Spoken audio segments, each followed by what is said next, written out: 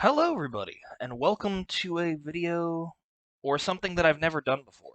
So, this is a new kind of video. We're gonna see how it goes, and as you can tell by the title, things are gonna get kinda strange.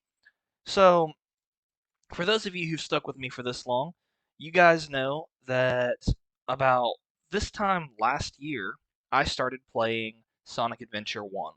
Technically, Sonic Adventure DX. It was a great game, and I had a blast with it. And playing this game put me on a chain reaction to playing Sonic Adventure 2, and then replaying Sonic Heroes, and then Shadow the Hedgehog.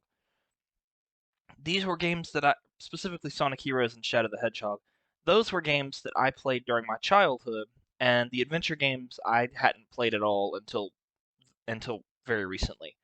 So this was something very new to me, and I was kind of surprised by how much I enjoyed all four games.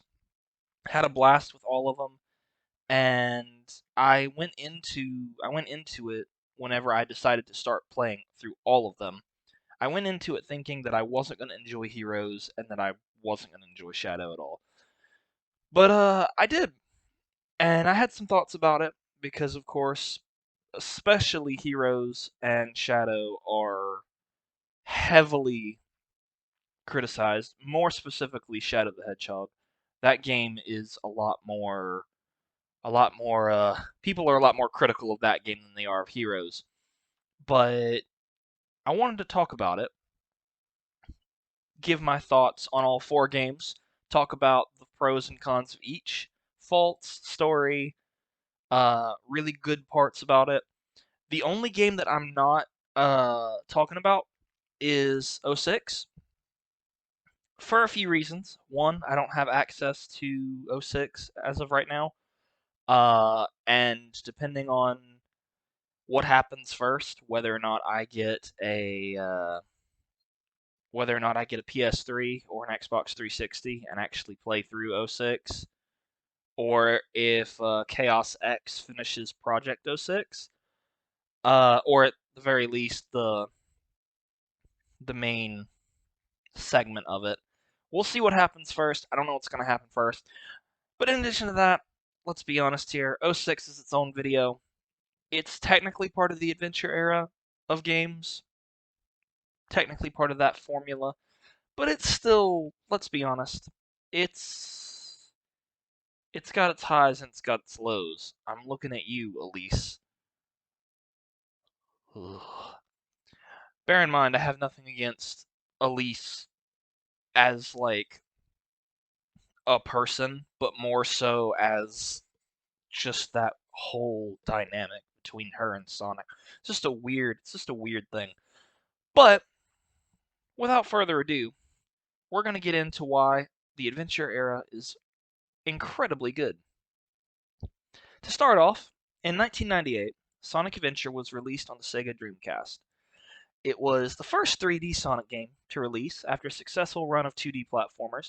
You all know the ones: Sonic, Sonic 2, Sonic 3, and Knuckles, and Sonic CD. Uh, Side note, haven't played Sonic CD, nor have I played Sonic 1 and 2, but I plan to. Uh, so please forgive me if I don't know the stories or the lore of these games, because I haven't played them.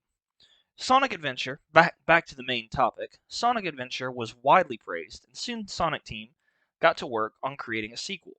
After Sonic Adventure 2 came out, there would be two more games in this style: Sonic Heroes and Shadow the Hedgehog. You know, the games we just mentioned. And while the first two games in the series were highly praised, the same was not true for Heroes and Shadow. Shadow specifically garnered a lot of scorn for the changes the game made to a beloved character, along with all the gameplay changes. With all that in mind, it's easy to say that Heroes and Shadow are bad games, while the former two are great games. I'm gonna be honest with you guys. As you could tell by my statements earlier, I kind of disagree. Uh, I think all four games are great. And dare I make a controversial statement? I would say that they're equally good. For different reasons, of course. I'm not comparing the story of Shadow the Hedgehog to Sonic Adventure 2. That's not what I'm doing. Please do not shoot me. But of course, let's not leave it here. Let's dive deep into each game and explore all the quirks and intricacies of the games. Welcome to the adventure era. Starting with Sonic Adventure, we're going to start with the story. The story of Sonic Adventure is a relative departure from what Sonic fans would have known and loved, considering that it was the first 3D game and it was the first game with voice acting, like actual like 3D animation, uh less so sprites and more so, you know, actual. I'm not saying that sprite work isn't animation, but you guys get what I mean, like 3D animation. Uh, while it was very similar, or while it was very different, it did maintain the similarities that Sonic fans knew and loved. Characters like Dr. Robotnik are still present and hugely important to the story, but the main villain this time around is an entity called Chaos. You know Chaos, but for those of you who don't know, Chaos, for better or for worse, is the glue that holds the story together. In fact, the story opens with a boss fight with Chaos, where Sonic must fight to save some police officers from the gelatinous creature. After defeating Chaos for the first time, Sonic meets up with Tails and begins to search for the Chaos Emeralds. These gems are sought after by Dr. Robotnik to help restore Chaos to his final form. Along the way, Sonic and Tails meet up with Knuckles, Amy, Gamma, and Big. We're gonna talk about him later, trust me. And work together to defeat Robotnik and Chaos. All of this culminates in a final boss battle with an almost perfect form of Chaos. Sonic naturally defeats the beast, and all is seemingly well. There's a lot of character interaction and dialogue throughout the story, which is something that Sonic Team wasn't able to do with their prior games due to constraints of the technology. I know that there was character interaction, but it wasn't something that they could really work with. Yes, Knuckles letting Sonic through to help stop Eggman was a really cool thing in Sonic 3, but there's no dialogue, they had to convey that with just a couple of animations, which is really cool, and they did a great job of it. Uh, blah. uh, what they did do with Sonic Adventure is pretty entertaining. Uh, but what I'll go ahead and say is that that's the whole story of the Sonic Adventure. The Sonic story of Sonic Adventure, I should clarify. That's right, you heard me correctly. Sonic Adventure actually has 6 stories, one for each character mentioned above, excluding Robotnik, of course. Some of the campaigns are relatively long, such as Sonic's, Tails, and Knuckles, and the other 3 are actually quite short. These other 5 stories help flesh out the characters and their interactions with Sonic and other prominent figures within the story. Now, this is the first controversy that I'm going to bring up. Let's start off strong with Tails. We'll talk about all the gameplay stuff later because that's a different can of worms. But Tails' story is a lot more personal than Sonic's. For one, Tails sticks to Sonic like glue throughout his story, so there are a lot of events being rehashed. In fact, I'm pretty sure that for better or for worse, most of the levels are in the exact same order, minus I believe the first and the last level. Uh, what separates Tails from Sonic, however, is the personal struggle that Tails has to deal with on his journey. Tails is just a kid trying to catch up to Sonic. He never explicitly says as much, but the developers of the game make it pretty clear around halfway through the story what is going through his head.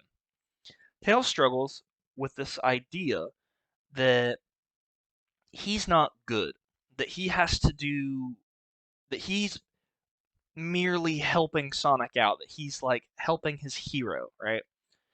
Uh and you can see it. There's a specifically like a flashback. Um it's like a flashback where he's knocked out, whatever. In fact, I think he gets gassed by Robotnik. It's been a while since I've gone back and played through the story, but he gets gassed along with Sonic there when one of the emeralds gets taken, and he has like this big flashback or dream sequence, I guess, where he's running after Sonic and he can't keep up. Uh, Tails struggles with this for the rest of the story all the way until Dr. Robotnik attempts to destroy the city. At first, Tails cries out for Sonic. He's like freaking out. He's believing that the blue blur is the only one who can actually stop the mad scientist. After a moment, however, he comes to realize that Sonic isn't coming. He has to do all this himself. He gains that little boost of confidence that he needs to come to the conclusion that he doesn't need to catch up to Sonic. Tails just needs to be himself. And to be completely honest with you, this character progression is really successful, as is his actions in the game, because he succeeds. He beats Eggman and earns the praise and respect of the crowds within the city. Day is saved. I think this is a really cool thing, and one that really expands on a character that was, if I'm not mistaken, again, forgive me if I don't know the complete lore of the original games because I haven't played them. Tails was just kind of there in Sonic 2, and he flies the plane in Sonic 3. He does all that stuff, but aside from being the cute sidekick, he doesn't really do much. And to take a character that is, to be quite frankly, the cute sidekick and expand on him so much is a really big accomplishment for Team Sonic. Uh, sorry, Sonic Team. I'm clearly thinking about Heroes. Sonic Team, jeez Louise. Uh, Especially when this is kind of like their first foray into 3D and like voice acting, storytelling. It's really good. In contrast to Sonic, who, let's be honest, doesn't really in any of his games go through much character development that I'm aware of. I may be missing a game or maybe missing some things, but he's pretty typically like just genuinely a good person. You're never going to see Sonic really struggle with who to save or anything like that. But at the same time, he's never really put in that position very often that I'm aware of. Maybe this is different in the comics or in the older games that I haven't played. Uh, but it's really cool to see Tails pop up and have him be like changing, this evolving character. Uh, and when he does fight Eggman on his own, he wins. It's a cool little moment of triumph. Sonic doesn't ever show up in Tails' conclusion. It's really cool. Moving on to Knuckles, his chapter in the story is a bit stranger than the rest. His goal doesn't link up as much to the other characters as other characters just do. His goal throughout the entirety of his story is simple: find the pieces of the Master Emerald and restore them. You see, before the events of Sonic's story, Chaos, still in his imperfect form, destroys the Master Emerald and scatters the pieces around the immediate area. However, it is heavily implied that Chaos actually spawned from the Emerald itself, but more on that later. Knuckles, being the guardian of the Master Emerald, does what he does best. He still meets up with Sonic and crew, but his goals are simple. He's just after it. This does not change throughout the story. The only time that we as the player get to see any shift in that dynamic is actually at the very end of the campaign. Knuckles, after restoring the emerald, takes a moment to reflect on what has happened, along with the notion that he may not be entirely satisfied with his lack of knowledge on the matter. Uh, he specifically he kind of sits down. He goes, I may not know what happened, and that's okay. Uh, I'm back. This is where I need to be, and this is where I might be for the rest of my life. Uh, it could be my interpretation. Don't shoot me, but that's just the way That's just the way that it sounds. He also kind of sounds dejected whenever everything's done. That could be the voice actor, and that could just be like the way that it was handled. But to be completely honest, it sounds like Knuckles is almost dejected about having to be alone. He's tired and he's ready to rest, but there's more to it. At least it seems that way. Uh, and then of course we get the Knuckles rap. Whenever I heard this for the first time, I burst out laughing. I'm gonna be real with you. Not because the tune is cringy or bad, because it's so like out there. Like all of the other let's be real here. Sonic games are no strangers to bomb ass music. But but bear in mind this is let me rephrase bomb ass lyrical music. This is the first time, however, that I'm aware in a Sonic game where we've had lyrical music. And to hear a rap about Knuckles is really fucking funny. I'm sorry. It's out there, it's weird, but it's also like a really good it's also a really good song. Uh in this song we actually learn a little bit about Knuckles, about what Knuckles thinks of himself. While it isn't much, it's definitely entertaining. It's definitely entertaining. All right, so that wraps it up for like the main trio, right? We get Sonic's story. It's the main story. We get it. Tails, really great. Knuckles, it's whatever. But not every story has to be complex. So, let's move on to Amy. Amy Rose debuted in Sonic CD as a sort of damsel in distress type. In Sonic Adventure, however, that idea is expanded upon. True, Amy does still want Sonic's dick. Uh, but as the story unfolds, she is revealed to be a kind and compassionate person. Her journey to save a bird from Dr. Robotnik, weird details, I know, starts with her being the damsel in distress, but ends in a boss fight with the very thing she was running from. Honestly, it kind of baffles me just how strong she is with that hammer. If I was that strong, I don't know if I'd be afraid of much. Uh, but she gets the confidence to fight it. She kicks its ass, and that's the end. There are also key little details here and there, such as her convincing Gamma to turn over a new leaf and just become a good person, which I find incredibly, incredibly interesting. Uh, Along with her stopping a fight between Sonic and Gamma. It's a short story, but it's a wholesome story. And to be completely honest, it's a good story. Gamma's story, on the other hand, is well, maybe not the other hand, but Gamma's story is basically the same. Gamma is one of the new characters introduced in Sonic Adventure, and well, this is the only time we're going to see him. He is one of Eggman's creations, along with 5 or 6 others. Gamma is tasked with serving his creator, but along the way he realizes that Robotnik is not the benevolent father he claims to be. Because of this, Gamma's quest evolves into saving his brothers and/or sisters. I don't think it's ever clarified. I don't even know if they're honestly given. Uh, I don't even know if any. I don't even know if Gamma himself is given a gender. I may be completely wrong. Please forgive me if I am. But he goes to save his fellow creations, his fellow robots.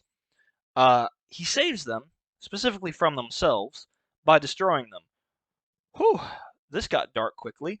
Uh, he does this, uh, basically as kind of a one, screw you, Eggman. But two, uh, I don't want them to end up doing something they might regret later, which I find interesting. Uh, Also, he ends up dying, and he ends up becoming a bird. Again, I don't know the lore of the first couple of games, but the whole bird thing is very new to me, and I quite frankly don't understand it. Uh, but it happens. It might mean something, but I don't know enough about it to comment on it other than that it's weird. But let's oh gosh, we have to talk about Big, don't we? We have to talk about Big. Uh, I don't want to talk shit about this game too much.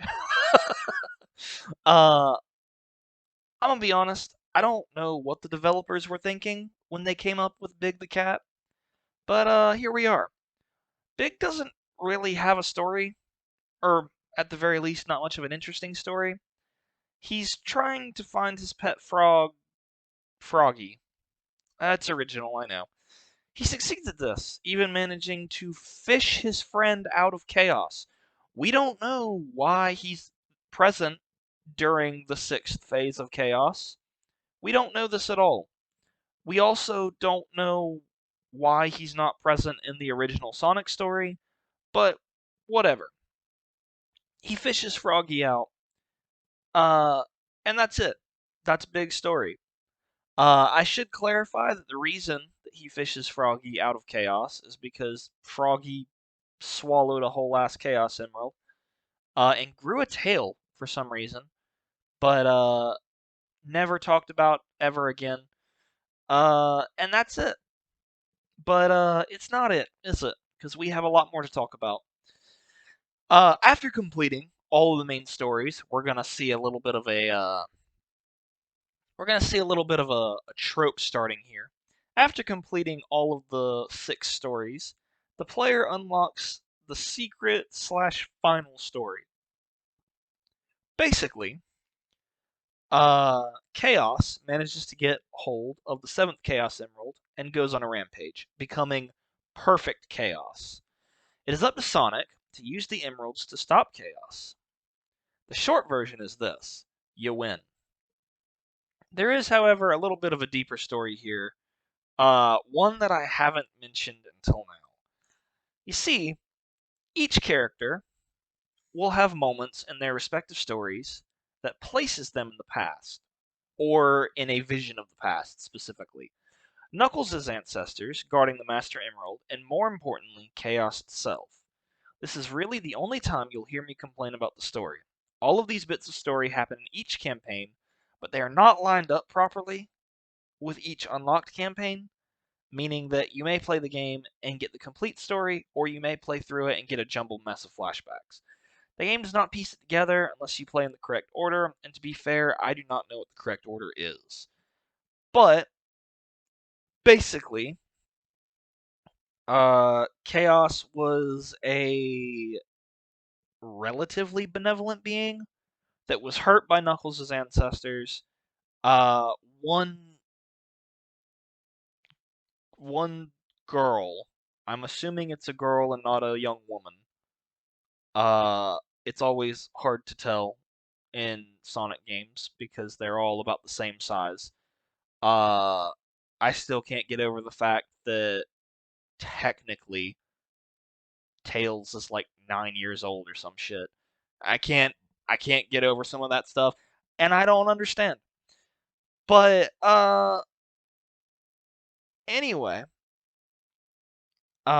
small echidna child loves the Chow and chaos itself, and she loves it, right? The rest of the tribe attacks chaos to steal its power, unleashing it and causing chaos to go on a rampage. Uh, and that's kind of the craziness of it. Uh, Somehow, some way, they contain it. It's heavily implied that maybe not all of the echidnas die, but like a lot of them do, including the small girl.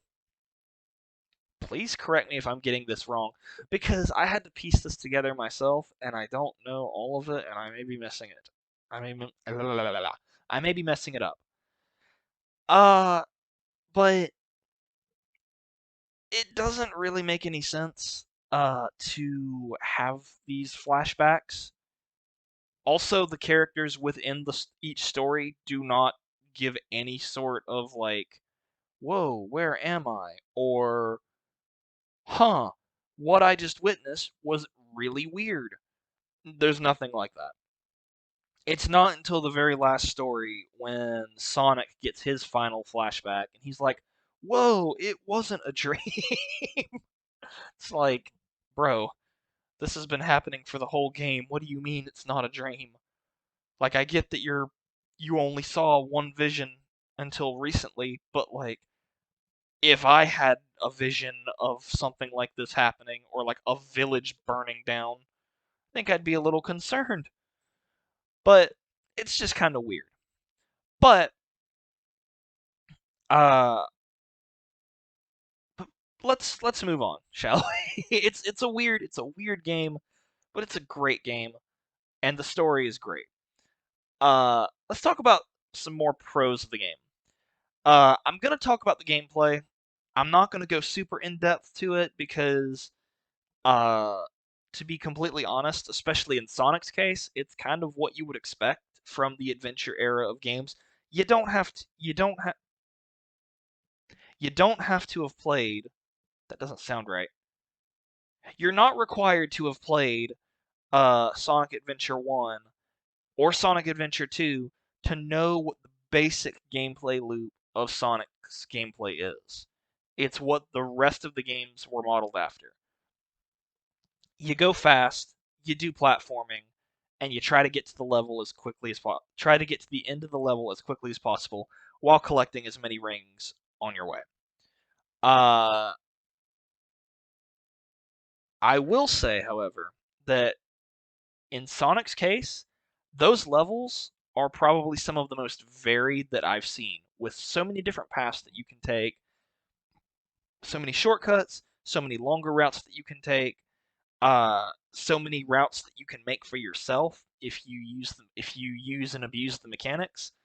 Uh, it's really cool and really refreshing because again, I grew up on Heroes, and Heroes we can all agree is pretty dumbed down in terms of like for kids' sake. It's a lot more kid friendly. It has a lot more uh forgiving moments for kids, you know. There's variety, don't get me wrong, but it was really refreshing to see so much variety. And of course, in Shadow the Hedgehog, a lot of the variety is kind of locked behind finding the secret doors or what weapons you use. So I thought it was cool to see such variety in the paths, in the pathing, I guess. Uh, I'm giving like the main game the highest of praises. Uh, the story again really interesting for the first 3D Sonic game. You can't complain about the story. It's not it's nothing groundbreaking, and it certainly doesn't compare to another story that we'll talk about very soon. But as a whole, it's like a pretty big deal. Uh, I think that the treasure hunting levels are pretty cool, and admittedly, kind of a nice break from the main game. Tails' mission are pretty fun if you can figure out the flight and decide not to whine that the levels aren't that different. Amy's levels are okay. Nothing to really complain about. And Gamma shooting mechanics would lead to something else down the line. And of course, who doesn't love a good final boss? Playing as Supersonic while epic music plays in the background will never get old. Which leads me to my next point. The music in this game and the rest of the adventure era games are on point. Like Crush 40's Open Your Heart is a fantastic opening to an opening game. Like like think about it. They could have done anything for the very first Sonic game. Cuz like let's be real here. The Sonic soundtracks have always been on point. From Chemical Plant Zone to Chemical Plant. I mean, okay, that I'm not being sarcastic. I just don't know the names of the songs. But Chemical Plant Zone is a fantastic song. The opening, I don't know the name of the song. I don't know the name of the song. But the opening to the first level is really good. The ba-na-na-na-na-na, that one. You know what I'm talking about. They could have done anything. They could have had more music similar to that. They could have gone with a more like modern pop or like funk soundtrack. But they went with Crush 40, and Crush 40 fucking kills it. Open Your Heart is just great. And a lot of the other songs, Unknown for Me, It Doesn't Matter, and My Sweet Passion, are all bangers. Uh, the music in this game is like really, really good. And I'm gonna be real with you. If I wasn't trying to get copyrighted, I'd put clips of the songs in here. But I'm not comfortable enough with how copyright works to get around all that. So I'm not gonna do that. But please, please, please, in your spare time, look up like the OSTs for these games. Uh, Now, let's move on to the cons. I could praise this game all day, but that's not exactly what we're here for, is it? This game isn't perfect, just like every other game isn't perfect. And while I love it, I have to acknowledge some of its faults. I will refrain from the nitpicky things like animations because, let's be honest, the animations, at least in DX, suck. Like anytime Sonic talks, it's like it's like somebody it's like somebody had like a seizure with his facial animations. Like you do not expect the sounds coming out of his mouth to actually resemble anything because of the way his face moves. Uh, but again, it's very nitpicky because it's their first 3D animated game, first 3D game. Uh, and let's be honest, lip syncing is not important in a game about a blue hedgehog that runs really fast. But I'll also say the same for any game. As long as the game is fun, who cares about graphics or animation? The first problem I have with this game, though, and actually all of the adventure era games, is the homing attack. I love the homing attack. And most of the time, it works fine. But sometimes, especially in this game, and seemingly especially when you need it to work with you, like really need it to work with you, Sonic just won't hone in on something. Like, there were many times where I would just be playing, even like when going back after doing my playthrough and just going through and doing like just replaying levels, right? There'd be many times where I'd be on the perfect track to home in on something, and I would just dash past it. It was very strange. And many times it's not such a big deal. Sometimes you'll just miss out on an alternate path, but sometimes you'll end up going into a bottomless pit because you dash off a ledge. On the tail segment, if you know what you're doing, his levels are really, really easy. Uh, like obnoxiously easy, considering that you're racing Sonic. You know, you can especially I forget the name of the level, but the one where you're in the sky for like 90% of the time, you can basically break the game with how quickly you can go. Why race Sonic when you can get to the end of the level before he can without even moving 5 feet? Basically. Uh, it's not a terrible problem if you can ignore it. I'm of the mindset of if you can have fun with it, who cares? But it is something, if you're like a challenge seeker, where I could see it being a problem. Amy's story, as much as I praised it a few moments ago, uh, is kind of ridiculous when you consider when you consider like her whole thing about strength. Like I get that it's a character growth thing, but I feel like it could have been handled better. You know, like again, she clearly knows that she's very strong because she wouldn't carry a massive fucking hammer. But like I said, it I just feel like it could have been handled better. Not a terrible thing, not a great thing.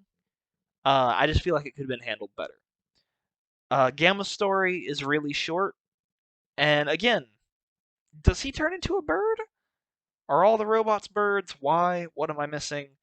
Again, that could just be from me not knowing something from prior games. So I'm kind of willing to let it pass, but I kind of really want an explanation. Maybe whenever I play the older games, I'll have an explanation. Finally, why the heck does Big exist? Who thought it was a good idea to have a fishing minigame, and not a very good one to add to the fact, in the middle of a third-person platformer? This isn't Red Dead Redemption. This isn't Far Cry. This is a game about a blue hedgehog running fast. Uh, the story of Big could have totally been plucked from the game. They could have just said, "Hey, Chaos already has this Chaos Emerald. Deal with it," and nobody would bat an eye. Uh, it honestly feels like padding for an already decently sized game.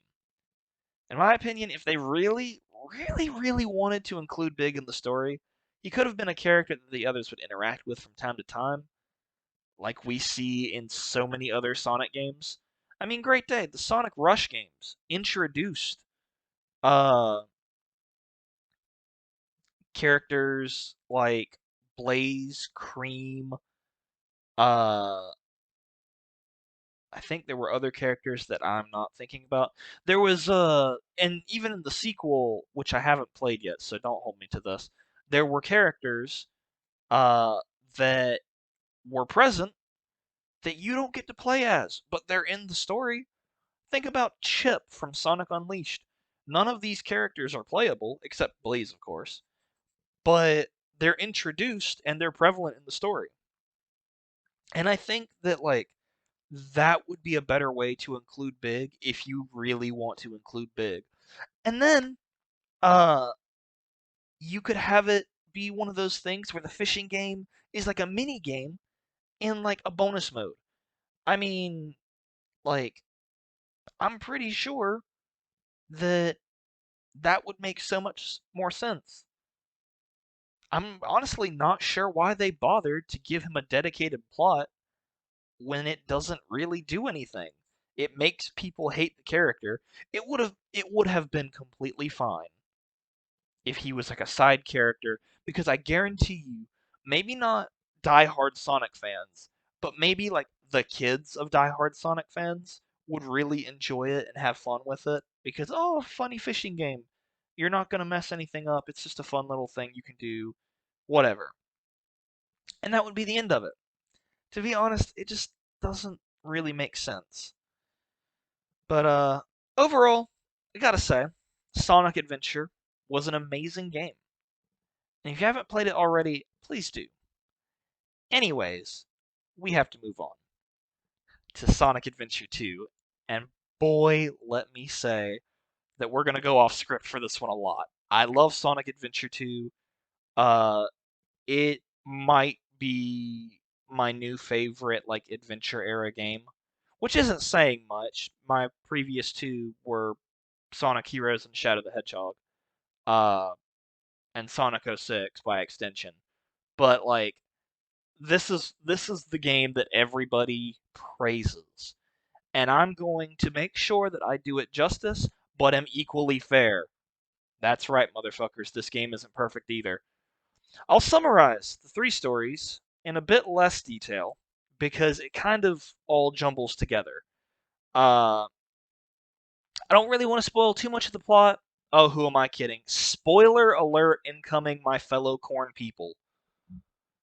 Sonic Adventure 2 has two main stories and a secret final story. Uh, and before we even get into the story, we have to get into the characters. I feel like one of the main goals for this game when it was being developed was the creation of new characters to rival our main trio. That's right, Sonic, Tails, and Knuckles are finally considered a trio in this game.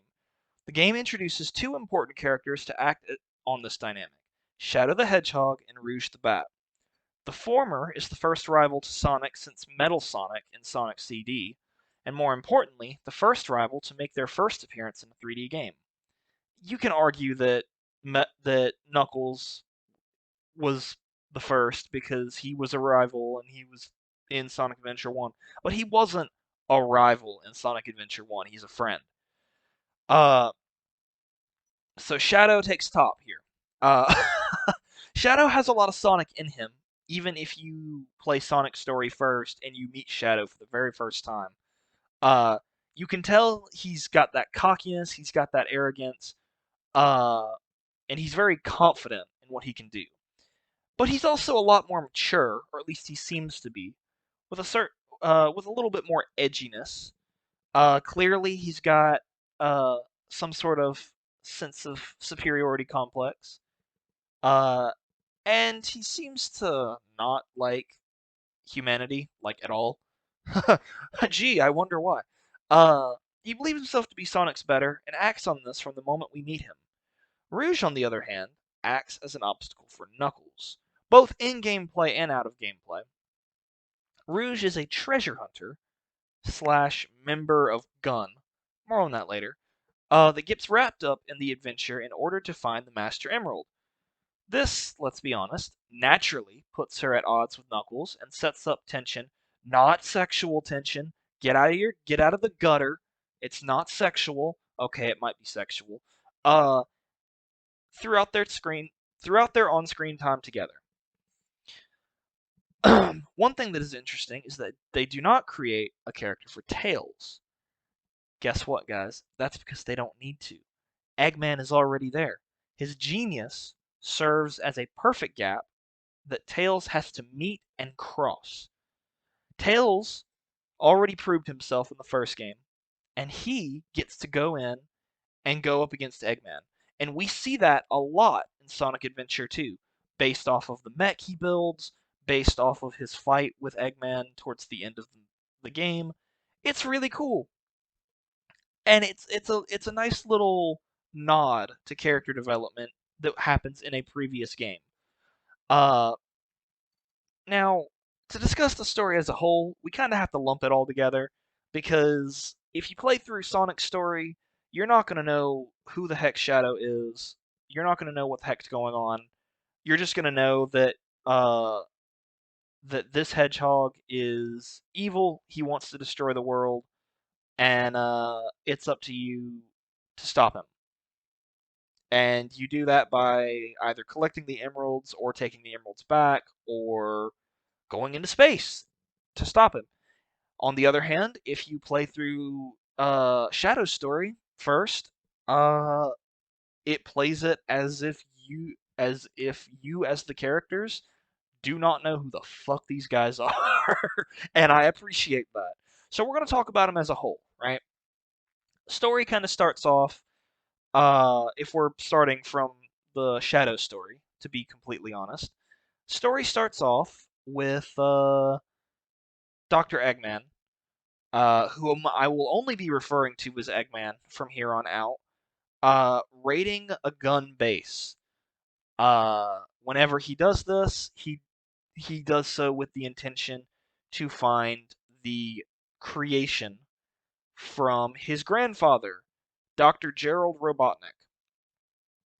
Upon discovering said creation to be Shadow, he and Shadow form a deal to collect the 7 Chaos Emeralds and meet on the space colony Ark.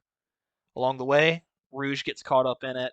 Rouge turns out to be a spy for Gun and is reporting on what's happening uh, and, you know, kind of just keeping the government in on the plan, right?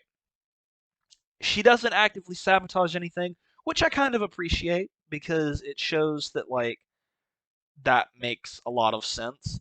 Because here's the thing: if if Rouge were to start sabotaging shit, eventually she would get caught.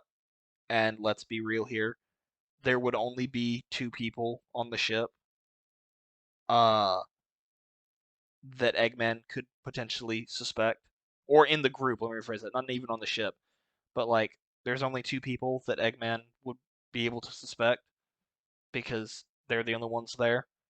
he'd be like, huh, well, if it wasn't me, uh, and it wasn't Shadow, and I know it's not Shadow, leaves only one other person. So it makes sense. Uh, so they go to start collecting the emeralds, meet up with Team Sonic, and they engage in more than a few battles. And no matter what happens, depending on which story, regardless of which story you play, uh, eventually you get hold of all seven Chaos Emeralds, and uh, that's the end of the story. You know, in the at the end of Team Sonic's story, you stop the super weapon. At the end of Team Shadow's story, you succeed. This isn't a continuity error, I promise. These are two different outcomes that end in the same outcome. Uh, but now you might be wondering, Wyatt, this is touted as one of like the best Sonic stories out there, and you would be completely right. So why on earth did I breeze over everything so quickly? Well, my friends, I'll tell you, because this story isn't about the events; it's about the characters. And oh boy, it's good. It's really good. Specifically, Shadow's character. Because I hate to break it to you, this isn't a Sonic game. This is a Shadow game through and through. Uh, a lot of people might love to hear that. A lot of people might not like to hear that. But this game focuses heavily on Shadow. Because the character development of Sonic doesn't really exist. He's always been how he is. I said it before. He's always been the way that he is. And we already saw Tails' character development. Knuckles has a little bit more, which I'll talk about in a moment. Uh, Rouge is just Rouge. I'm not saying that she has a bad character or anything like that. She's just who she is. Eggman's always been evil. There's no real character development here until later, which I'll talk about because I gotta talk about it. Uh, but Shadow is the enigma here. Throughout the Sonic story, we go through the entire story not knowing who the fuck he is, what his intentions are, why he's doing any of this. Uh, but in the Team Shadow story, we get a bit more of an insight. You see, Dr. Gerald Robotnik, the grandfather that I just mentioned, created Shadow to be the ultimate life form. Uh, he was born on the space colony Ark, which consequently also housed Dr. Gerald Robotnik's granddaughter, Maria. Shadow and Maria were naturally really good friends. We don't get to see much of the interaction between the two, but we know based off of the events in the game, and we know based off of a couple of flashbacks, that they were really close. We don't get to see how Shadow was back then, but it's heavily implied that he was probably a lot more carefree and jokey, uh, more akin to a certain blue hedgehog that we all know and love. But of course, that's just speculation. Long story short, uh, Gunn finds out about some of the research that Dr. Gerald Robotnik is doing and finds out about Shadow. And they basically say, hey, we're going to clean this whole place out. And they do. They capture Dr. Robotnik, they capture Shadow, and they straight up kill everyone else on board. At least that's the implication, and it's never expounded upon. Until a certain later game that we'll talk about later. Um, Basically, Shadow remembers all of this. He remembers his best friend's dying words, and it fucks him up. To to put it bluntly, it fucks him up. So, naturally, upon being released from his prison, uh, which I'm I'm going over a couple of details here, but they're not incredibly important details. Uh, upon being released, he's like, "Hey, you know what would really put humanity in its place? Death. So, how do I do that? Oh, maybe the giant Death Star style weapon on the space colony Ark that Dr. Gerald may or may not have built, and who may or may not, and whose grandson may or may not be able to absolutely help me accomplish this goal." And that's what he does. Uh, and to be completely honest with you guys, if they had left it at that, it still would have been a magnificent story. Because, first of all, uh, Shadow's actions are justified, especially if you try to look at things from his perspective. He likely never left the Ark until after everybody was already killed, and he didn't know anything about the world, much like a certain Red Echidna that we know. Uh, very, very, very naive in terms of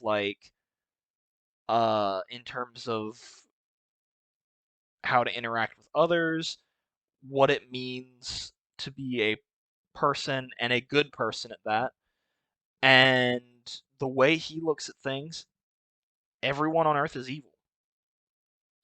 Uh, and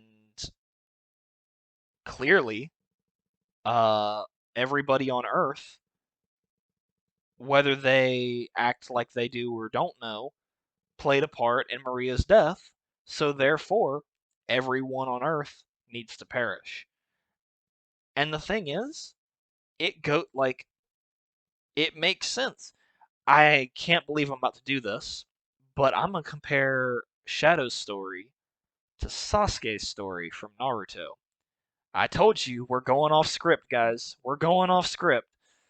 So, for those of you who aren't a big fan of anime, or for those of you who haven't watched or read the Naruto manga, spoiler alert for that, because we're gonna spoil quite a bit. Uh, so Sasuke finds out the truth about Itachi, which I'm not going to go into detail of, and he decides that he's going to destroy the very village that he grew up in to avenge his brother. And based off of that, like, it's justified. Because if you don't know anything else about the story other than the village used his brother to accomplish their own goals, and he lived a living hell because of it, and that's all you know, his actions are perfectly justified. It's when the big picture comes in that things get more interesting. But here's the thing, Shadow is a lot more complex than just evil villain number 25, right? Because Shadow is inherently a good person. And we find this out uh, during one of the missions. I think it's probably about maybe a third of the way, maybe halfway through the game. Basically, they're trying to get one of the I think they're trying to get 3 of the Chaos Emeralds, actually. They're trying to get a good chunk of the Chaos Emeralds. Let's just go with that. The plan is for Rouge to sneak in and get the Chaos Emeralds, while Shadow and Eggman basically create a large distraction. Uh, and that's exactly what happens. However, upon getting the last emerald, Rouge gets stuck in the facility while the place is rigged to blow. And Eggman's like, "Hey, you got to get out of here. This place is about to blow." And Rouge contacts Shadow, basically says, "Hey, it was nice working with you. I screwed up. Uh, I'm sorry. And it would have been so easy for Sonic Team to be like, oh man, he's pissed because he's not going to get the emeralds, or he'll have to go get the emeralds another way, or something like that, right? But no, he has a moment where he's like, crap, somebody that I care about, uh, if only a little, which is another big thing, somebody that I care about, if only a little, is going to die, and I can do something about it. And he does. He goes and saves her. And I think that's an incredibly interesting thing for his character. Moving on, towards the end of all of this, uh, as I said, both parties succeed in their goals. But whenever they do this and they activate everything, a recording of Gerald Robotnik pops up while he's in while he's in prison, where he basically says, "Hey, I'm about to be executed by the government. Uh, Shadow, if you're hearing this, uh, rain down chaos." Those probably aren't his exact words, but basically he reveals that he had a plan to blow up the world anyway. Uh, Basically the exact same ideology that Shadow had, right? Uh, and at this point, all the characters have to work. In theory, all of the characters need to work together to stop the world from being blown up. Because here's the thing: Eggman doesn't want to blow up the world, he wants to conquer the world. So it's one thing to blow up the moon and make a big grandiose threat, it's another thing to actually blow up the world. And of course, he doesn't want to do that, so he doesn't. Instead, Eggman helps out the rest of the group. Uh, Rouge helps out the rest of the group, and Shadow's just kind of there, right? Well, long story short, Shadow has another flashback. And I hadn't mentioned the flashbacks up until now, but I will now. Uh, he basically has this flashback of Maria basically telling him uh, to avenge her, right? That's how he remembers it. But after some careful wording from Amy, who is present, she's not a playable character in the story, but she is present. She basically begs him for help. He remembers what actually happened, and that Maria basically tells him to protect the world and to not hold a grudge, basically, which is incredibly profound for a child. I think it's quite interesting. He remembers this. He sheds a tear, literally. I'm not joking. He sheds a tear, and he turns over a new leaf, right? So he helps the rest of the team save the world. Uh, and this leads into the last story. And trust me, I'll keep talking about the characters, specifically Knuckles and Rouge, in a moment. And Tails. I'll talk about all that in a moment. The story continues. Uh, Basically, Shadow has this big fight with the prototype of the Ultimate Life Form, which I find incredibly interesting when you look at the boss fight, because let's be honest, it's a very big boss. No Metal Gear Solid references intended. Uh, and it makes you wonder how Mr. Robotnik, Dr. Robotnik, went from giant chaos lizard thingy to hedgehog that existed before Sonic did. So like, as far as we know, there aren't any legends, or like there's no renown for heroes like Sonic, at least that we know of as of yet. So it's very interesting to see that jump. But basically, Shadow fights it. He wins, kind of. Uh, All of the other characters, meanwhile, are going through and trying to get everything ready for Sonic and Shadow to do this final fight with the final form of this boss. Basically, they shut off the cannon, right? Long story short, final boss, the prototype, latches itself rather, onto the space colony Ark, and is basically going to run it into the Earth, right? This will destroy the Earth, and everyone will die. It's kind of obvious. Together with the power of the Chaos Emeralds, Sonic and Shadow team up. They become Super Sonic and Super Shadow, respectively, and they fight it, and they win. I'm going to take a break from the story for a moment and go back to Shadow himself.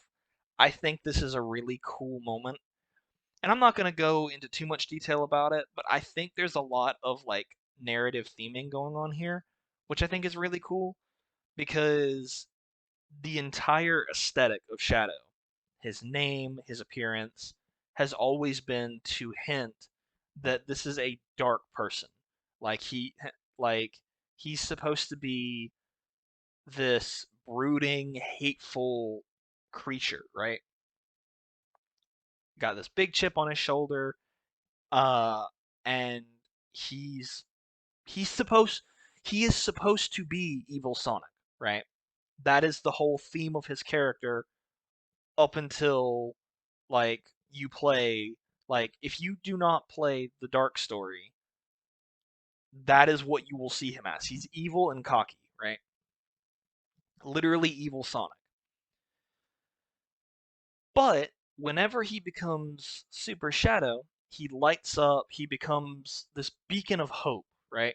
You know, and it shows who he really is underneath all of his like anger and frustration. It reveals who he actually is, and that person is a good person. And I think it's a really cool moment. Uh, so anyway, they team up, they fight this final prototype being. They win, but the only way that they can win is to use the power of chaos control. They can't do it by themselves. But they manage to do it together, and Sonic makes it back. Shadow is not strong enough to make it back, and he falls out of his super state and down to the earth, heavily implying that he died. And I think there's something really interesting about this, because of course we know that he didn't die, because he's in two more games after three, if you count '06. Uh, and all of this happens, right? Uh, so the crazy thing is that after this happens, the rest of the cast kind of sit there and mourn him and have a somber moment, including Eggman. Eggman and Tails, I don't know if we really get to see the whole conversation, but we get to see like little character interactions between everybody. Eggman and Tails talk to each other for a moment. Uh, Rouge and Knuckles have a moment. I think Rouge and Sonic have a moment. Everybody kind of gets like a moment with each other. And like it's a really touching moment, and it's one that we don't see often in Sonic games. And I think it's really cool. But back to characters and character interaction.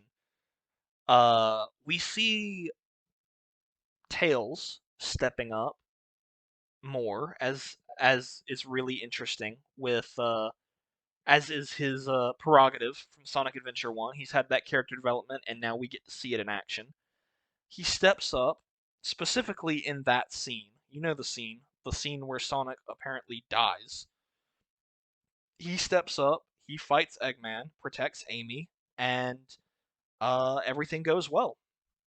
And it's really cool to see him like that because in later games we see that Tails is very much like, "Oh my gosh, I'm terrified of everything." Ha ha ha. It's heavy regression of his character. Um So it's cool to see him in Sonic Adventure 2 really stepping up, right? Uh, Knuckles and Rouge are a surprisingly interesting duo. I don't particularly think that it's necessary to talk about because the most character interaction that they have is really just in this game. Um, there's not really much going off of it in Heroes or Shadow the Hedgehog. In fact, I don't think there's any in Shadow. Um, and then '06 is kind of similar to Heroes. It's like, oh, hey, it's there. They're flirty, but bye. And that's it. But I think as a whole, the story of Sonic Adventure 2 is just a blast. It's incredibly thought provoking. It makes you really appreciate like just how much they were able to accomplish when I talked about the story of Sonic Adventure 1 versus now. Like think about that for a moment. Sonic Adventure 1's story was okay. It wasn't a masterpiece or anything, but it was a decently sized story. It was good for being the first game to be a 3D game with voice acting. This blows that out of the water. And I would honestly argue that it blows a lot of the Sonic stories out of the water. It's really, really good. And I hope that we get to see more of this with hopefully, again, hopefully, Sonic Frontiers. I almost said Origins. Sonic Frontiers, hopefully that'll be really good in terms of story. Um, because I want to see more of these serious stories. I think Unleashed did it really well. I think that uh, I think that Sonic Frontiers has the potential to do something like that. And as a whole, I just think it's really good. It's just highly recommend playing it, if only for the story. But now that I've ranted about the story, we can safely conclude that said story is one of the major high points of the game. Furthermore, again, character development is arguably at its peak here. Tails taking on Eggman after Sonic dies, Shadow saving Rouge from certain death, and the group teaming up together to stop the final actions of Gerald Robotnik. It's all great. The controls are more refined, especially the speed levels, and it feels like for the most part, your character goes where you tell them to go. Once again, the music is certainly living. Okay, anyway, I'm not gonna. I was gonna do a bit where I was just gonna screech "Live and Learn" for like 5 minutes, but I decided against it because I can't sing, and my throat is parched, so it would just sound like just like that. Oh my gosh. I think I just became Sting. I'm just kidding. Uh, live in corn. Okay, that's enough going off script for today.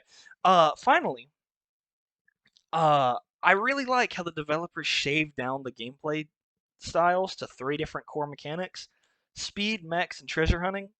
The Sonic and Shadow levels are easily my favorite. I can't imagine there are many people who would disagree with that. But I also do enjoy the treasure hunting levels with Knuckles and Rouge. Even the mech missions are cool in their own right. My point is, we don't have six completely different styles of gameplay, and instead have more refined versions of mechanics that work. With that being said, however, the game is not perfect. Story-wise, I think that the whole fake emerald thing is slept on a little.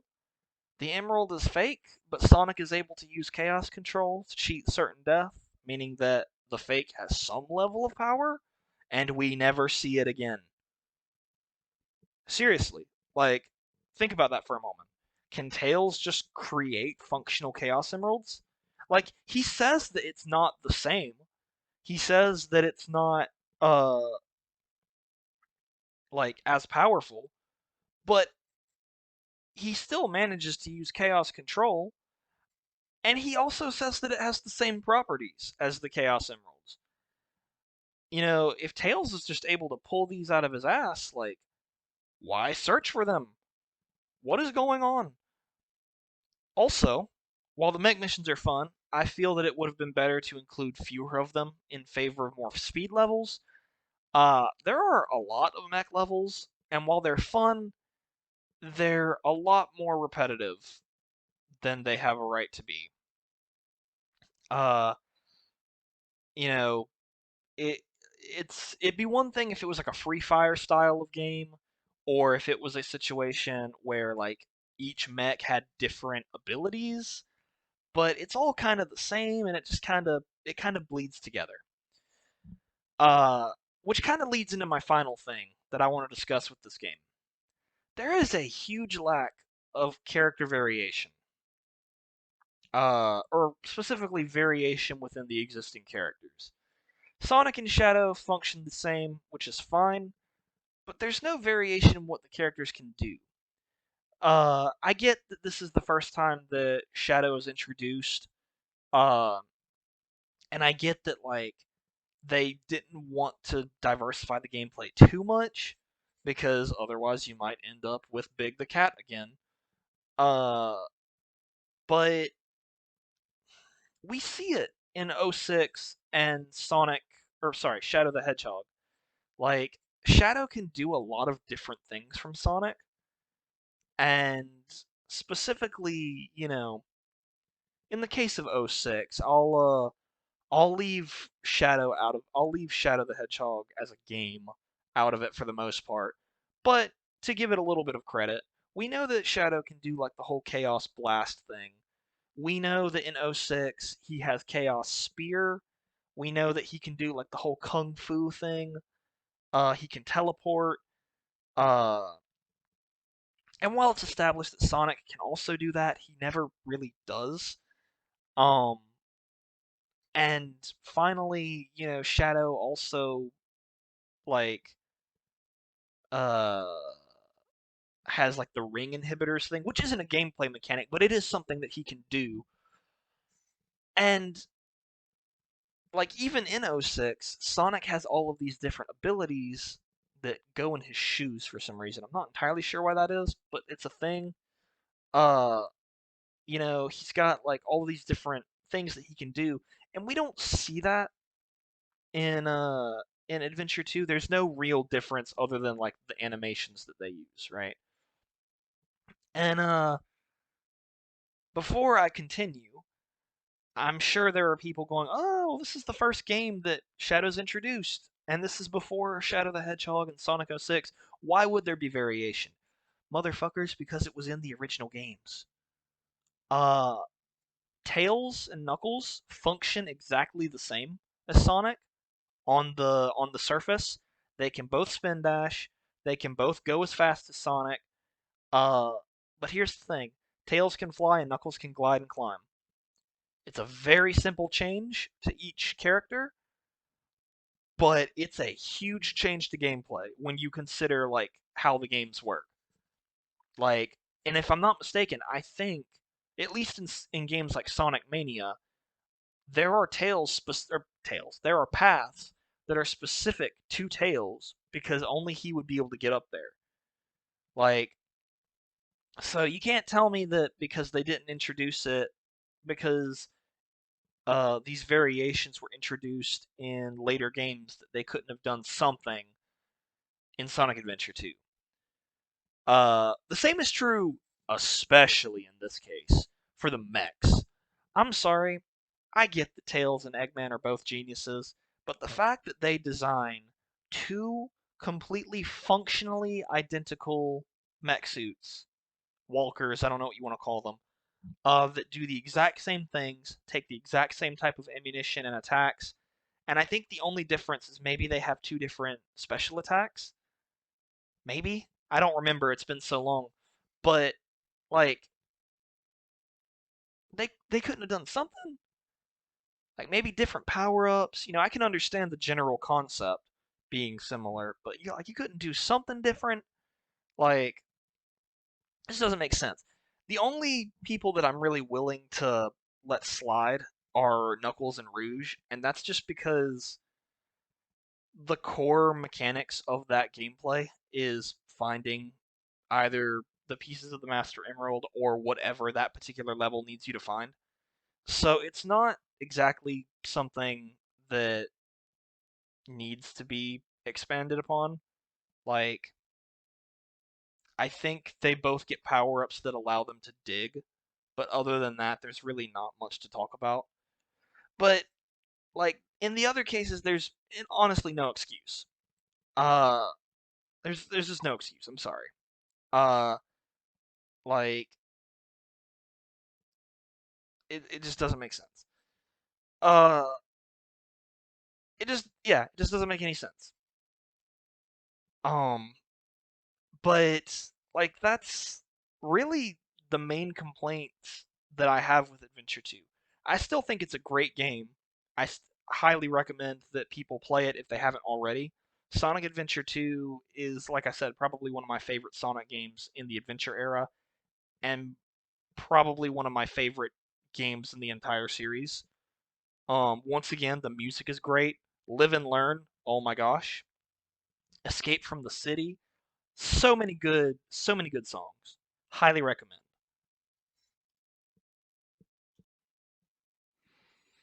All right, so now we get to talk about the meat of this video. Don't get me wrong, Sonic Adventure 1 and 2 are fantastic games, and I don't think anybody with any legitimate arguments is going to disagree. Sonic Heroes and Shadow the Hedgehog are a lot different, however, uh, for a lot of reasons, one of which we'll get into right now. As you know, Sonic Heroes marks a change in the adventure formula. Instead of playing a single character for a level, players have four teams to work with, four teams made up of 12 characters, each with their own story. Team Sonic is comprised of Sonic, Tails, and Knuckles. Team Dark is made up of Shadow, Rouge, and Omega. Team Rose is formed by Amy, Cream the Rabbit, introduced in Sonic Rush, and Big. Finally, Team Chaotix is composed of Espio the Chameleon, Charmy the Bee, and Vector the Crocodile. I think Espio was actually introduced in a spin-off game with Knuckles. I don't know the name of that game, and I don't know enough about the game to know if it was critically enjoyed. So, I don't know. Uh, when it comes down to it, the characters in each team are divided up into three separate roles: speed, flight, and power. Based off of Sonic's team, you can guess who fills what role. And the same is true for every team. Amy is speedy, Shadow is speedy, Espio is speedy, Vector is a big old crocodile, he's very powerful, Charmy flies. You get the idea. Uh, Story wise, the developers of Sonic Heroes seemed to go a different direction. They seem to have wanted something that was more kid friendly and easy to understand, which is the direct opposite of their next game, which I find quite interesting, but more importantly, completely opposite from SA2.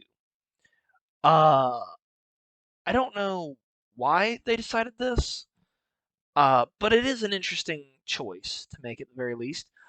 And while there are four general stories, along with a fifth secret ending, the stories do not really do much aside from explaining why the characters are where they are.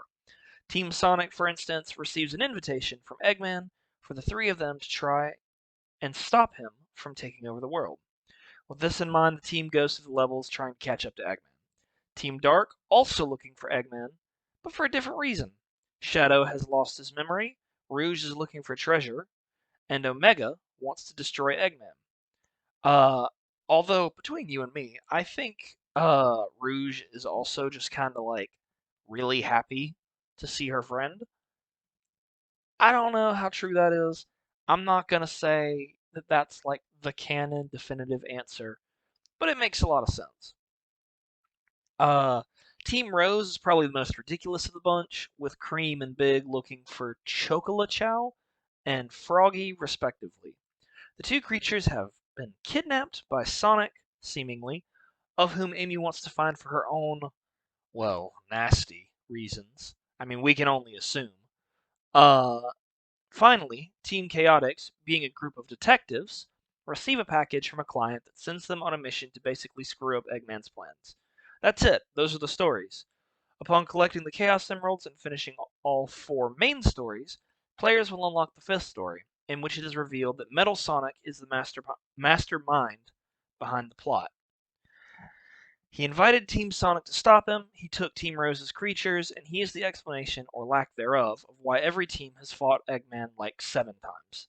Finally, it was actually Eggman himself who sent the package to Team Chaotix, as he has been locked up in his own fleet by Metal Sonic.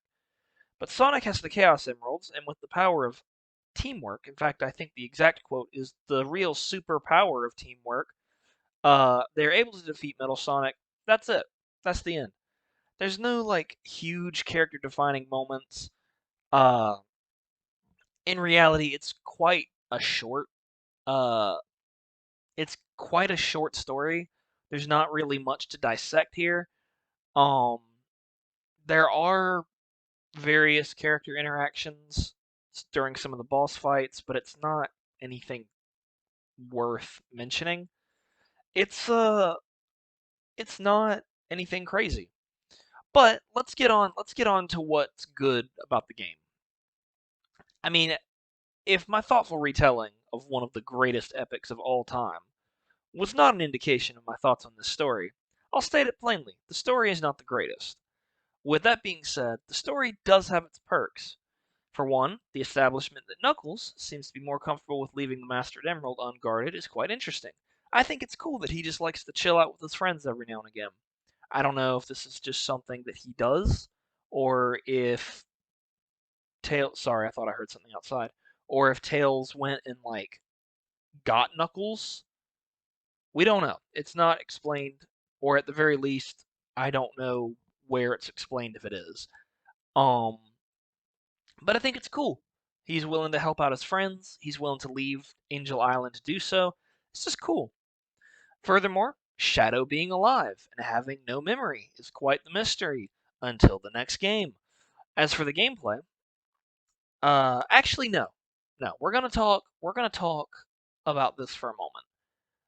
I think that like after SA2 happened and people really fucking loved Shadow, they were like, "Well, crap, we killed him.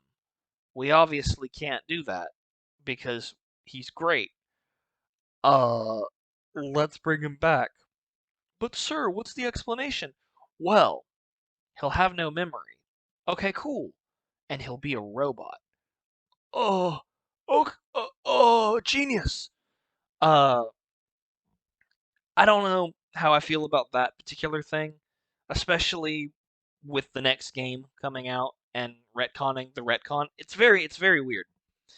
But I do think it's an interesting mystery at the very least. Uh, but uh, gameplay wise, I think this game actually has some of the best levels in the series.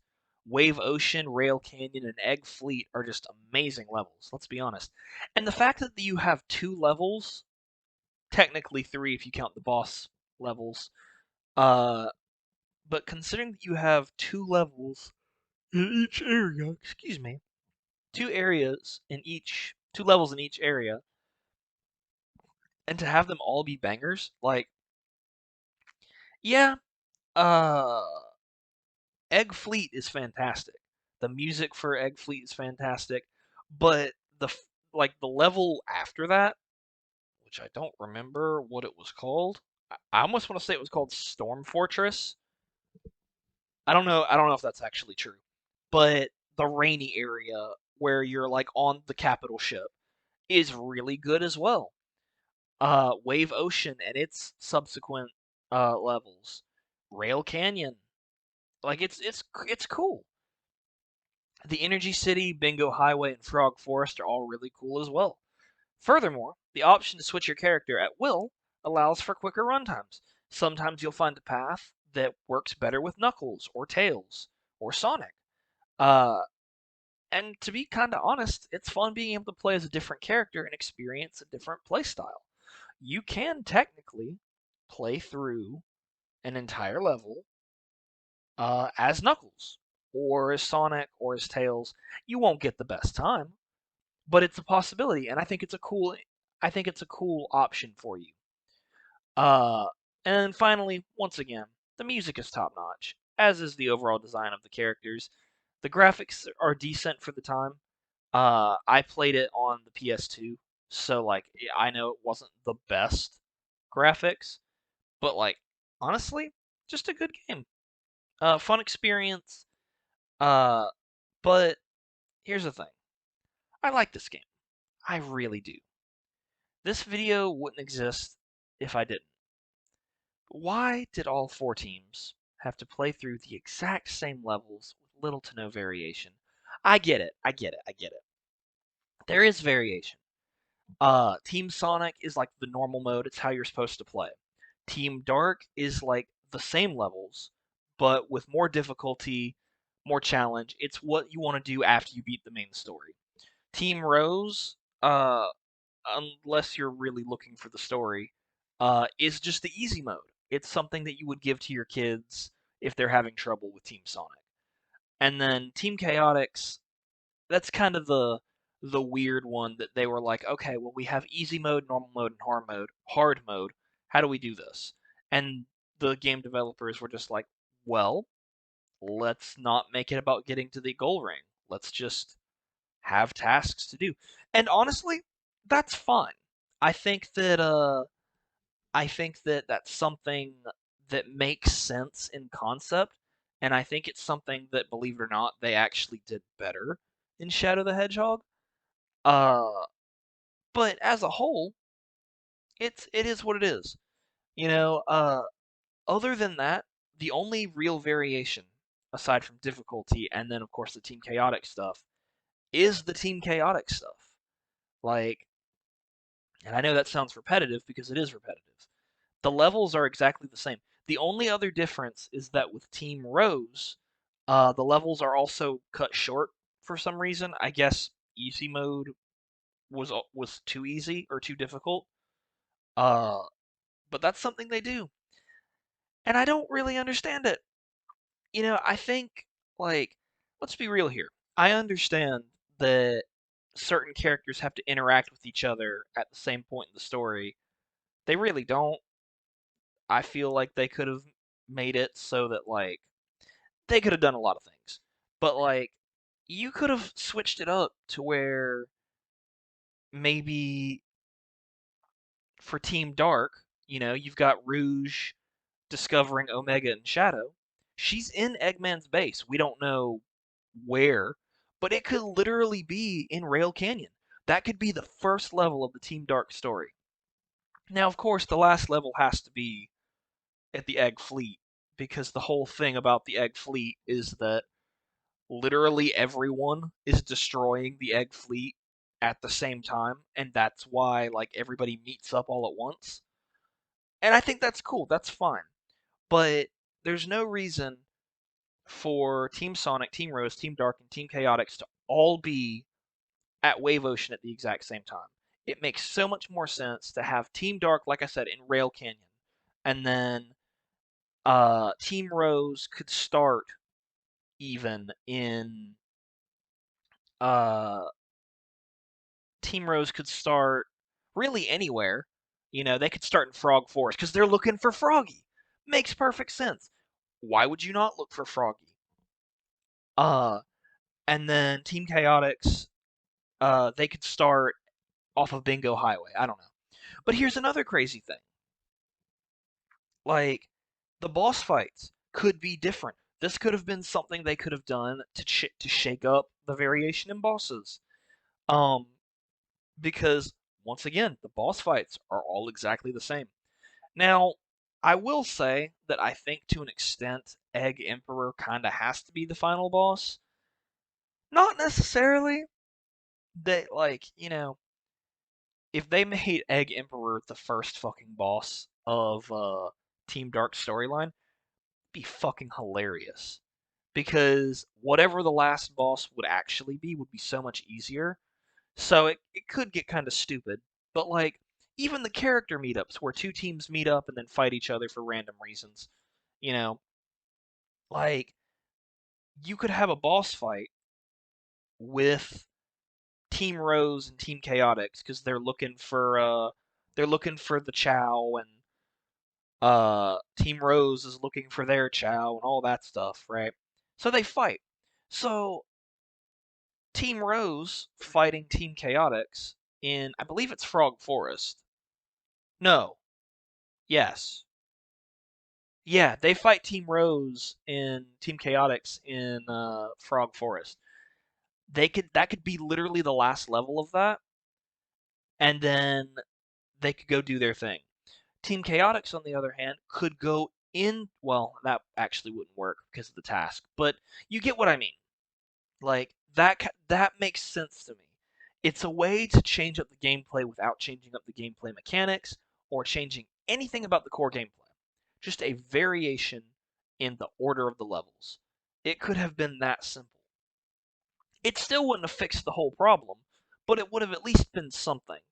But no, you do all the levels at the exact same time, as if they're all running side by side. It's just weird. It doesn't make any sense. Um, like, and the thing is, if you're not the biggest fan of Sonic, I'm not saying like you don't like it, but let's say you're just kind of an avid fan. You're not like this huge person. It's like, oh, Sonic is the best thing ever. I don't know why I said it like that, but you get what I mean. You know, if you're not the biggest fan, then this is the kind of decision that could actually turn you away from the game. It like it's very interesting. And to be completely honest, that is the main complaint that I have with the game. It's not a perfect game. Do not get me wrong, I'm not saying that it is, but like it's kind of clear that this game was supposed to be more of an introduction to Sonic for the younger generation. I sound old. Oh my gosh. But like seriously, you know, Mo- Sonic Adventure and Sonic Adventure 2 were catered more to the people who played the original Sonic games. I feel like Sonic Heroes is kind of that. It's not a reboot. It's still set within the adventure era, but they want more people, which is why Shadow happened. And it's also the reason why Sonic Unleashed existed. They wanted to switch up gameplay and bring in a new audience or do something that would bring in more people and bring in more revenue. I get that. But like it just feels like there's something they could have done. But as a whole, the game is great. You may have to take a couple of breaks between campaigns because you don't necessarily want to sit down, you know, over the course of a couple of days and play through every story. Like, because yeah, if you're doing that, it can get old. It's unfortunate that that is how it is. But I don't think that makes it a bad game. I look at it the same way that I look at like Just Cause. No, not Just Cause. That's another point for later. I look at it in the same way of like the original Assassin's Creed. Now, I loved I love Assassin's Creed. You know I do. But the original Assassin's Creed had almost zero variation to gameplay, except for the actual assassinations. Other than that, it was all pretty much the same. And for people who didn't like that, it could kill it. And it but that doesn't mean that it's a bad game, especially when you look at Assassin's Creed now. We've come so far, and it's a very different experience from what it was back then, but a lot of people play the new stuff, a lot of people play the older stuff. And I think it's just weird. That's the best way to put it. It's just a weird situation. But I don't think that it's a bad game. Now, let me uh let me take a sip from my trusty Vault 19 or Vault 11 canteen for a moment. Hold on.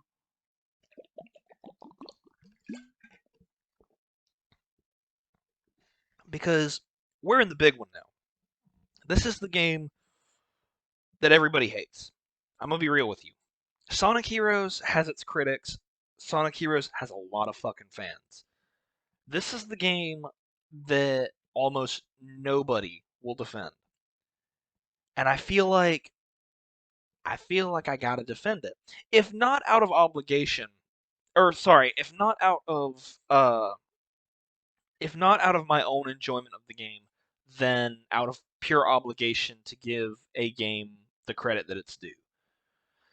Uh, but how could I defend this? How could one of the worst regarded Sonic games out there be defended by some corn goblin with anxiety?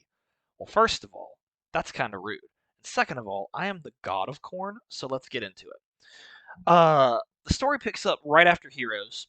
Not like right after, but like the whole idea is that the story is continuing from Heroes.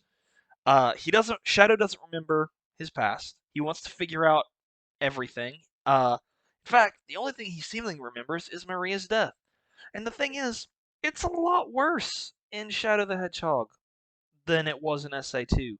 I don't know if this is a retcon. I don't know if the whole idea is that like she had been shot in SA2 and like somehow she was able to like help him get to like the escape pod or whatever it technically was. And then she died after that. I don't know. Maybe it's a retcon, but it's fucking brutal. The implication that like this grown man shoots a child, like it's bad. It's really bad. Uh, but it definitely sets the tone for what this story is. It's not a Sonic game. It's a Shadow game, and it's definitely catering to that whole edgy teenager kind of thing. But the setup is at the very least interesting. Either way, Shadow doesn't have time to ponder the possible retcons and inconsistencies within his own memory, as aliens invade the Earth and their leader, Black Doom, original name, I know, tells Shadow to find the 7 Chaos Emeralds as he had promised to do so. Shadow, believing the alien leader to know about his past, decides to do exactly that. Now, that is the setup to the story. But this is a different game, as I've said before. Instead of playing different characters or teams, you as the player engage in a moral choice smorgasbord of a story, resulting in one of 10 endings, and you're only playing as Shadow the entire time. These endings include saving the world, implied hedgehog suicide or wanting to die, allowing himself to be killed, whatever you want to put it, uh, assassinating the President of the United States, not joking, becoming a robot and ruling robots to rule the world. Needless to say, these endings are crazy. Now, there are normal endings, but some of these endings are fucking wild. Uh, again, assassinating the President of the United States. That's the craziest one to me. I can believe like the whole like I'm gonna rule the world with these aliens evil ending more than I can of just like, hey, uh I'm a straight up kill somebody. Like this game is rated E10 and up. Like and they don't show death, but like literally one of the missions is blowing up his like escape pod. It's ridiculous. Uh, it's a lot. The endings are crazy. Shadow is able to make a choice in each level for what goal he wants to follow. The neutral path, which is typically just finding the emerald or getting to the end of the goal ring.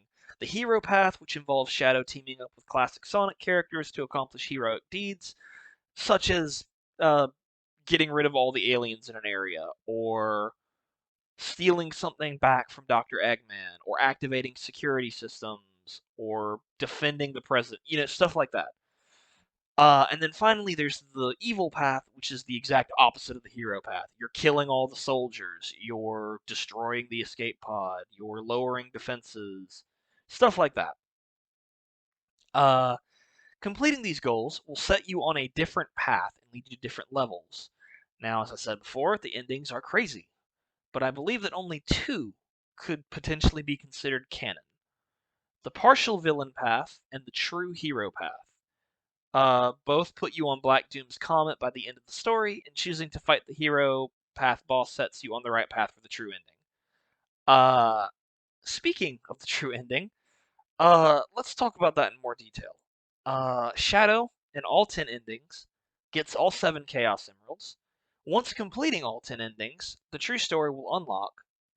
This places Shadow inside Black Doom's comet, in which Black Doom uses the emeralds to teleport the comet onto the surface of the Earth, which he then plans to destroy the world and enslave humanity. Gee, what a surprise. We find out lots of things within the prior stories, including the fact that Shadow was created by Dr. Gerald Robotnik, which we already knew. However, with the caveat that this was assisted by Black Doom. In fact, Doom's DNA is within Shadow, which is really weird. Uh, did it have to be Black Doom's DNA? Could it have been any of the Black aliens? Like it's weird.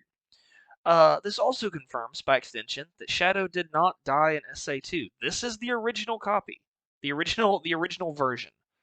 Uh, Either way, with the help of some recordings from the Doctor and Maria herself, Shadow stands up to the Beast and becomes Super Shadow. He defeats Black Doom and teleports the comet away on his own, marking a development in power and character from SA2. The day is saved. I really like this, actually. I don't like a lot of things about Shadow the Hedgehog, and I love a lot of things about other things, but I think it's really cool that something that he was not able to do in SA2, he ran out of power, he fell to his supposed death, he does on his own. He doesn't have Sonic to help him, he doesn't have anybody else to help him. He teleports the comet away on his own, and he continues to live and thrive and for future games. Uh, I think that's cool. Like I said, we don't see a lot of character development because it the paths kind of dictate how his character changes. And like I said, there's really only two that make enough sense to uh to actually stay in line with his character. So it doesn't all completely line up, right? But let's move on because the story is definitely like frowned upon, but I'll talk about that in more detail later. Let's go ahead and get the simple stuff out of the way. The music, as always, is fantastic. How can you not jam out to Crush 40's I Am All of Me or All Hail Shadow? It's just great. Like, it's edgier than the rest of them, but it's still just great. My voice cracked. That was really weird. Furthermore, I do like the concept of a choose your own adventure style of game for the Sonic series. I know, blasphemy. Please don't shoot me. I think that's an interesting concept because when you think about like I think that's kind of one of the lures to a choose your own adventure story. You want to know how it's going to play out. And granted, some of the endings are dog shit insane. Some of them are decent enough and some of them are great. But I do like the idea, especially with the variation in levels, because this is something that I talked about before. In a perfect world, let's say you play it the way that it was meant to be played, and you play each route, like story path, twice. So you do true villain, neutral, partial hero, true hero, right? Then you're only playing most of the levels like twice, which means that you're not going to get tired of the levels, except Westopolis, let's be honest. Uh, Westopolis is the only level that you're going to get tired of for the most part. Uh, and the rest is a new experience. You get a new experience 5 times. And then furthermore, in those new experiences, whenever you go back and replay those levels, you have the option of potentially playing it another 2 times, where you'll play the heroic path or villain path or the neutral path. I think it's a great idea. I think it wasn't executed perfectly, but I think it's a great idea. Uh, and then the gameplay honestly was pretty solid. I know there are complaints about like Shadow sometimes feeling kind of like light, like he's kind of skirting along the ground. Sometimes he slides, and I can see it. And maybe it was just because like I play most of my games with controllers, with the exception of like the games that I play on. That was a really dumb thing to say. I play most of the games that I play on control. Okay, what I was trying to say is most of the content that I stream or do for YouTube is either going to be on my PS2, PS4, uh, or my Switch. That's typically the majority of my stuff, right? I don't typically play I don't typically play a lot on the PC. I mean, I do, but I don't play a lot of I haven't done a lot of content for my Twitch channel or for my YouTube channel stream wise. So a lot of the stuff that I do is controller based, which may compensate for some of that, but I personally didn't have a lot of trouble with it. Every now and again I would have like a moment like, whoa, overshot that. But for the most part I didn't. Um so like honestly I think it's great. The homing attack is great. Uh the fact that like whenever you do your little triangle jump, you can actually like run on the wall for a little bit. The ring dash is solid. Sorry, the light dash. The vehicles are eh. I think it depends on the vehicle. Like if you're driving a car, it's not as fun as flying the disc or using the walker or like riding the bird thingy. But other than that, it's serviceable. Uh, and the guns, the weapons, the swords, the special weapons. It's fun. It's not always executed perfectly. But it's their first time doing something like that. You know what I mean? Uh, like for instance, I like that most of the guns have like an auto aim thing because aiming manually is a pain in the ass, especially for a 3D platformer.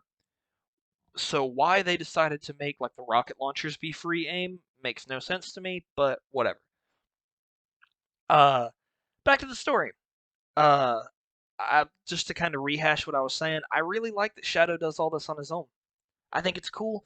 And as a whole, I think that if you narrow it down to like one singular path, I think it works. I think it's a great game in terms of like the story. Here it comes though. Here are the problems with the story, with the game, not the story. The story as well, but the game as a whole. Uh, and believe it or not, it's not that long of a list. Excuse me. The first big complaint I have with the game, and it's probably one of the biggest complaints that everybody would have with the game, is that you have to replay the entire game 10 times to find the true ending of the story. And while I love Westopolis, I want to jump out of a window by my fifth time playing it. Uh, Personally, I like the fact that I can go in and play levels and replay them and do all that, but that's what the replay level option is for.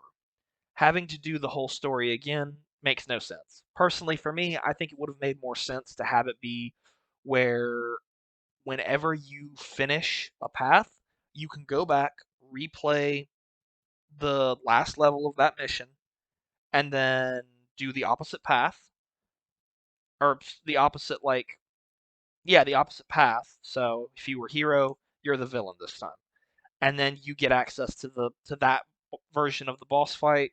You go in, you do it. Bob's your uncle. You got it, right? That makes more sense to me because at the very least, that means you only have to play the game 5 times. And then you can work to get the other 5 endings just by doing the last level a couple more times. So you're not doing it all over and over and over again. And again, that's what going back and replaying the other levels is for. There shouldn't have been a requirement to go through every single level multiple times to get all 10 endings just to reach a relatively short final story. I mean, the final stories are always relatively short, but you guys get what I mean in that. Uh, it's just a lot. Uh, Another complaint that I myself did not really have, but will mention and honestly kind of defend, is that depending on the choices you make throughout the game, uh, the story can seem like it's imploding on itself. One instance that pops into my mind is the whole like Shadow is a robot thing. If you play on the neutral path and you only do the neutral path until the very last level of the neutral path, Shadow finds out that Eggman has been making shadow robots. They kick ass and they have missile launchers. Uh, you do that last level. You have a confrontation with Dr. Eggman, he basically says, "Yeah, you're an android too."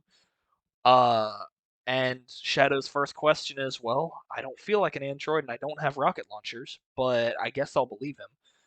Uh, like, yeah, it's a wacky story. It's supposed to be a wacky story. It's kind of a what if scenario, right? But here's the crazy thing. If you play any of the other story paths, right?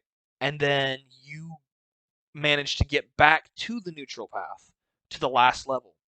The Shadow robots just exist, and Shadow just rolls with it. He's like, "Oh yeah, cool. I'm a robot. Yeehaw, die, Eggman," as if he did not know any of this. And I think that that is a problem for obvious reasons. Um, there are other examples. Um, another one that pops to my mind is the whole thing with the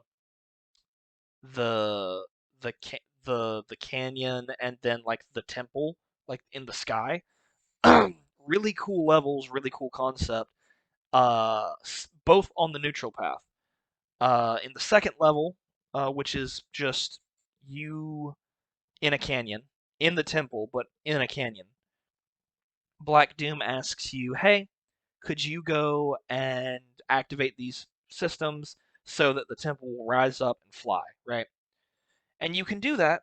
It'll put you on a different path, and you can technically be good on that next level, and you'll be back on the neutral path, and Black Doom will pop up, and he'll be like, "Hey, thanks for doing that." Uh, or hey, because we're in the sky, like we have all these cool things that we can do, right? But if you're a hero and you come back and you be the villain in the third level and then get back to that one, the temple's still there, right?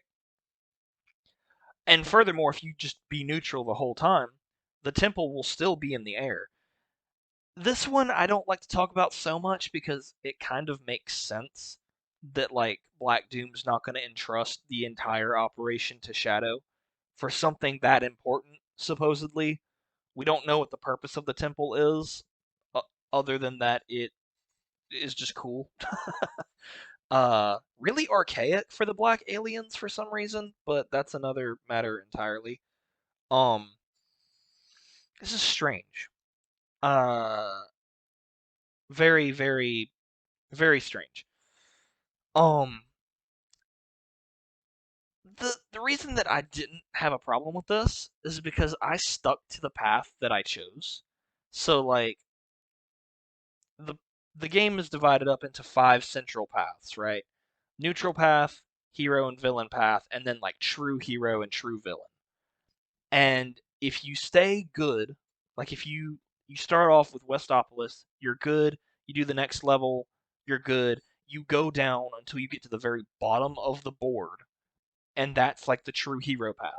The opposite is true for the villain. If you're villain all the way through, you eventually get to the top of the board, which puts you on the true villain path. Everything in between is either the neutral path or the partial path, right? What I would do is I would just stay in my lane. If I wanted to do the neutral path, I would be neutral the entire way through. And I think that that eliminated most, if not all of it. I never had real continuity issues. There are certain areas where you're supposed to make these kinds of choices and it's supposed to make more sense. For instance, if you assassinate the president, uh he you don't actually kill him. He retreats to his stronghold, and that's like the last bastion of humanity, and you wipe it out yourself. That makes sense. But if you save the president and you kill all the aliens on that ship, you immediately go to the neutral path where you find out you're a robot and it's all crazy and convoluted. So there are certain instances where it's supposed to work and certain instances where it's clearly not.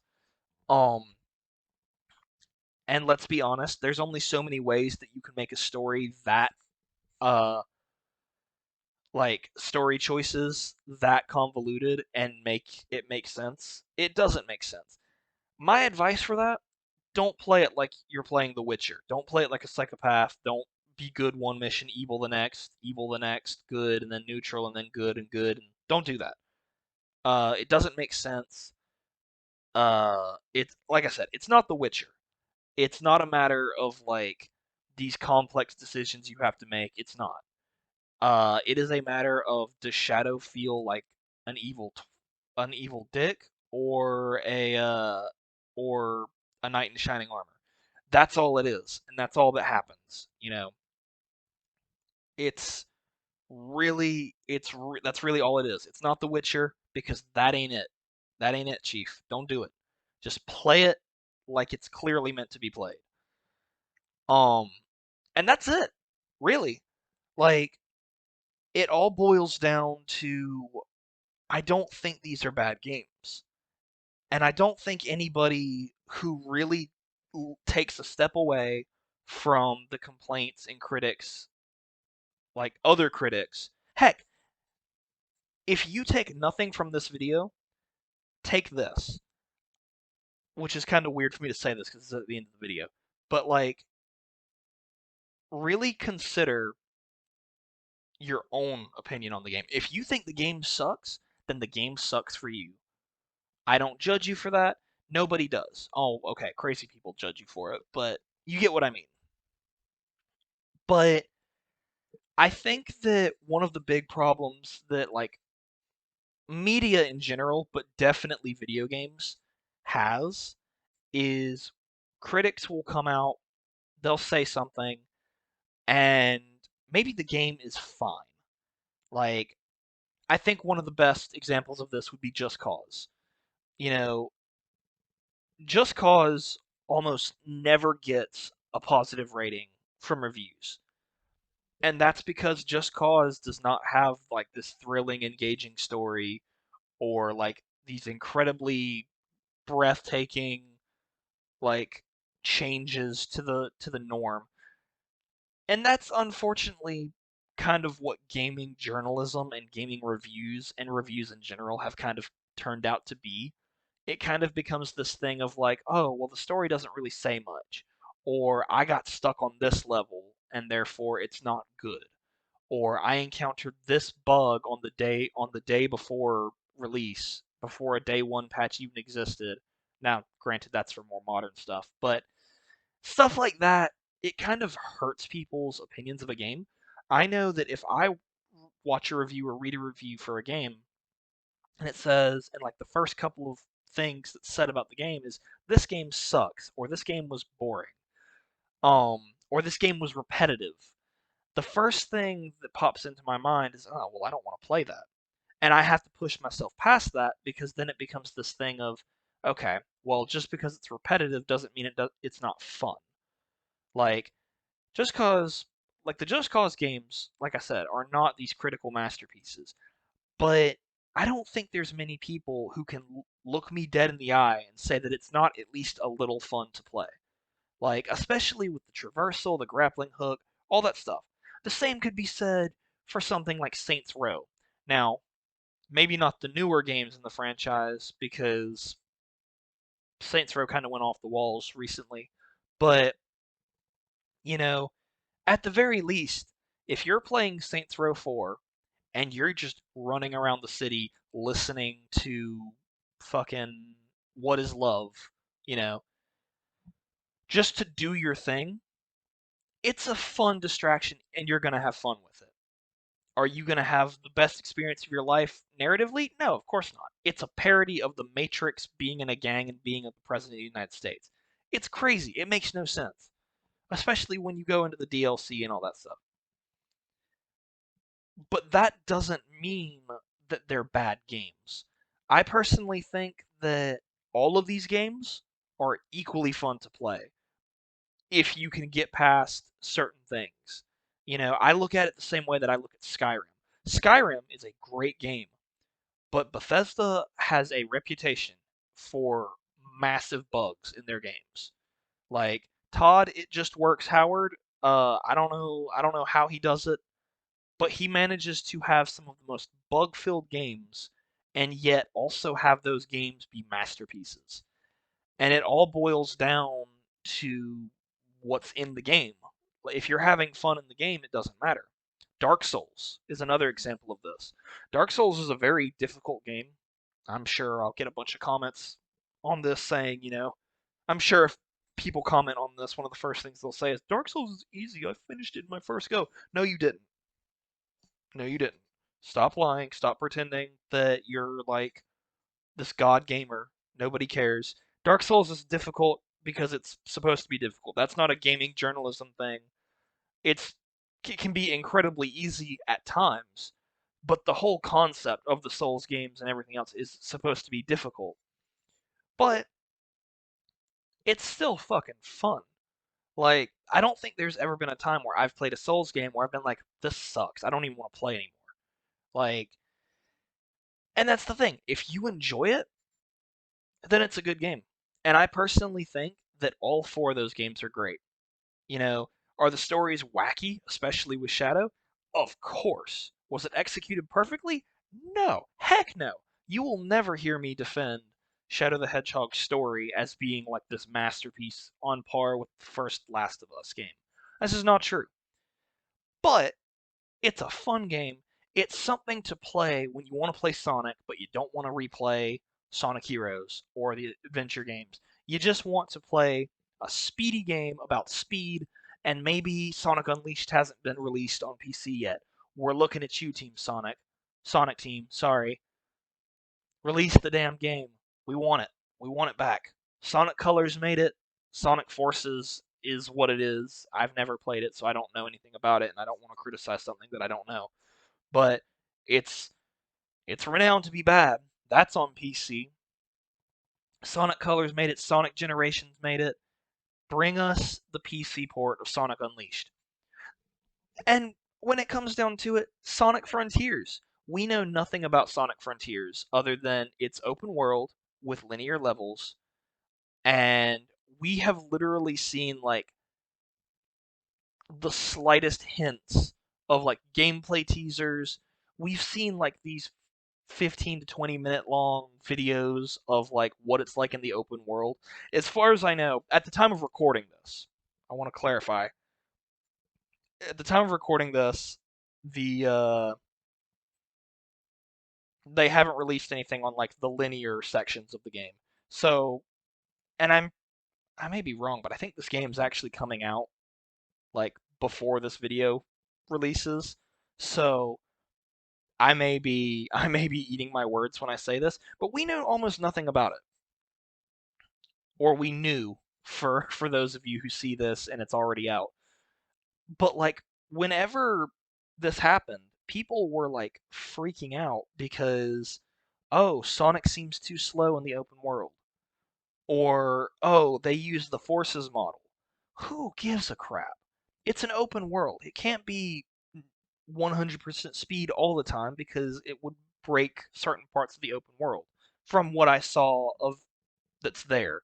If you're able to go at Mach speed 100% of the time, you know, like the boost games allow, if as long as you have like rings or whatever fills your boost gauge in this particular game, like then the whole open world has to basically be filled with it. Or you have to make it to where the boost gauge is always full in the open world, which makes no sense. So like we can't criticize something until it's out because we don't know what it's going to be like. I recognize that there are exceptions to that rule in certain cases, but just hear me out and bear with me. I know I rant a lot. I genuinely think that Shadow the Hedgehog is, at the very least, a decent game. I think that it's a good game and arguably a great game if you're just there to have fun. And the same is true for all the games. You know, like, I guarantee you, if I want to play a game with a lot of story, I'm not going to play Sonic Adventure 1. Like, I have nothing against Sonic Adventure 1. I think Sonic Adventure 1 is great. But I'm not going to play it to experience the story. Furthermore, if I want to, you know, play a platformer, or let me rephrase that. Let me go back. Uh, if I want to play through uh, a Sonic game, that's because I want to play a Sonic game. And Shadow is a Sonic game. It's in the franchise. The same is true for the Sonic Riders games, which I will eventually talk about. I've never played Sonic Riders 2, so I can't really speak about that one. But like Sonic Riders 1 was a great game. It was a fun game. Story was kind of out there, but so are most Sonic games. It just is what it is. But it was a fun time. Anyway, I'm gonna go ahead and let you guys go before I rant too much. But in conclusion, they're all great. You know, like trust me, when the time comes for me to talk about Sonic 06, and it will come, don't you worry, it'll be a while, but it will come. I will have a lot to say on it, both good and bad. And my opinions may change whenever I play Project 06, because I plan on, if I can manage to get my hands on a PS3 or an Xbox 360, I'll play both versions so that I can get like the updated version with Project 06 and then the actual vanilla version. But that's up in the air at the moment. But I think they're great games, and I think that if you haven't given them all a chance, if you're like Sonic fans, if you're not a Sonic fan, then obviously why are you here? uh, but if you're a Sonic fan and you enjoy the Sonic games, but you haven't tried these games, any of the adventure games, to be completely fair, uh, play all of them because the adventure games are great. Heroes is a nice introduction if you want like the basic gameplay mechanics of it all. And Shadow is like the estranged sister. You enjoy it, uh you acknowledge its presence and you can spend time with it, but it's not like this massively successful thing. I think that you should play them all. I think they're great. I think you should try it out. Um Let me know that. Whoa, my voice just cracked like crazy. Let me know down in the comments what you guys think. And if you have any counterpoints, I also want to know. Be nice. Don't start these massive comment wars in chat or anything like that. Be nice, because, everybody can have their opinion. Even if the opinion is dog shit or great, doesn't matter. Uh, if you think that Shadow the Hedgehog is a masterpiece, because it lets you like carry an SMG that pumps like a pump shotgun, you are perfectly entitled to that opinion. Furthermore, if you think that uh Sonic Adventure 1 sucks because Amy's not in it enough, that's also perfectly valid. Let me know what you think. And let me know if you guys want to see more videos like this. This is definitely a first for me. Uh, I've done reviews and like retrospectives in the past. This is the first time that I've done like a full ass script and done like editing work and everything that I've got in this video. And I mean, let's be honest, just in the length. Uh, because at the moment this video is shooting for 2 hours long. Uh, so let's be real here, you know. But personally, I think that these games are great, and I think you should check them out. And I want to know what you guys think. If you guys, like I said, if you guys want to see more of this, let me know. If you want to see videos on Call of Duty, on any of the other games that I've done in rotation, or if you want to see shorter videos on like games like Ultimate Spider-Man or anything like that, let me know. If you guys want to check me out on my Twitch channel where I play a lot of other games, uh, currently, as of recording this video, I'm doing a Twitch stream for Elden Ring.